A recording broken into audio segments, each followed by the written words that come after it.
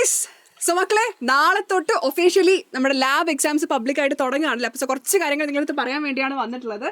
Yes, Jaseel sir പറഞ്ഞു കൊടുക്കൂ. പ്രത്യേകിച്ച് ഒന്നുമില്ല, കോൺഫിഡൻസോട് കൂടി നമ്മൾ എന്ത് ചെയ്യുക, എക്സാമിനെ കാണുക.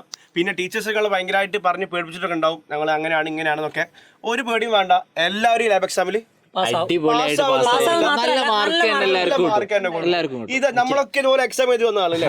നമ്മളോടൊക്കെ എന്താ പറഞ്ഞത്, നിങ്ങൾ റെക്കോർഡ് അങ്ങനെ ആക്കിയില്ല, അങ്ങനെ ആക്കില്ല. അത് ടീച്ചേഴ്സിന്റെ രീതിയാണ്. അപ്പൊ അത് വിചാരിച്ചിട്ട് കുറെ ആൾക്കാർ എനിക്ക് മെസ്സേജ് അയച്ചിട്ടുണ്ട്, ടീച്ചേഴ്സ് ഇങ്ങനെ അത് വെക്കും ഇത് വെക്കും. അതൊക്കെ എന്താ വെച്ചാൽ ആ ഒരു ടൈമിലുള്ള ഒരു പ്രഷറൈസേഷൻ ആണ്. പക്ഷെ അത് ആ രൂപത്തിൽ മാത്രം കാണുക, എക്സാം അടിപൊളിയാക്കുക. പക്ഷെ നിങ്ങൾ പഠിച്ചിട്ട് വേണം പോകാൻ. നിങ്ങൾക്ക് അറിയാവുന്ന തിയറി പോർഷൻസ് ഒക്കെ നന്നായിട്ട് പഠിച്ചിട്ട് പോകണം. വൈവ ഒക്കെ നന്നായിട്ട് അറ്റൻഡ് ചെയ്യണം. ഫിസിക്സിന്റെ കേസിലൊക്കെ നമ്മൾ പറയുകയാണെന്നുണ്ടെങ്കിൽ നിങ്ങൾ ജസ്റ്റ് ആ ഇക്വേഷൻസ് മാത്രം എന്ത് ചെയ്യാതെ പഠിച്ചു വെച്ചാൽ മതി. പ്രിൻസിപ്പൽ തിയറി കുറേ ഇങ്ങനെ വലിച്ചു വാരി ഇതിന്റെ കാര്യമൊന്നുമില്ല.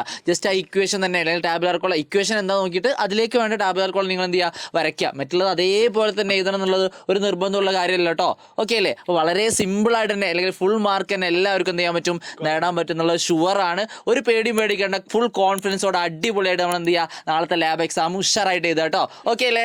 പലർക്കും പല ഡേറ്റിലാണ് എക്സാംസ് വരുന്നത്. അപ്പോൾ നിങ്ങൾ നമ്മുടെ ചാനലിൽ എല്ലാ സബ്ജക്റ്റിന്റെ വീഡിയോസ് ഉണ്ട്. അപ്പോൾ നിങ്ങൾ അതൊക്കെ കണ്ട് ഉപകാരപ്പെടുത്തുക ആൻഡ് വളരെ അടിപൊളിയായിട്ട് എക്സാം ചെയ്തുക. അപ്പോൾ സെറ്റ് കൂളായിട്ട്. ഓക്കെ, അപ്പൊ മക്കളെ എല്ലാവർക്കും എജുപോർട്ടിന്റെ ഓൾ ദ ബെസ്റ്റ്.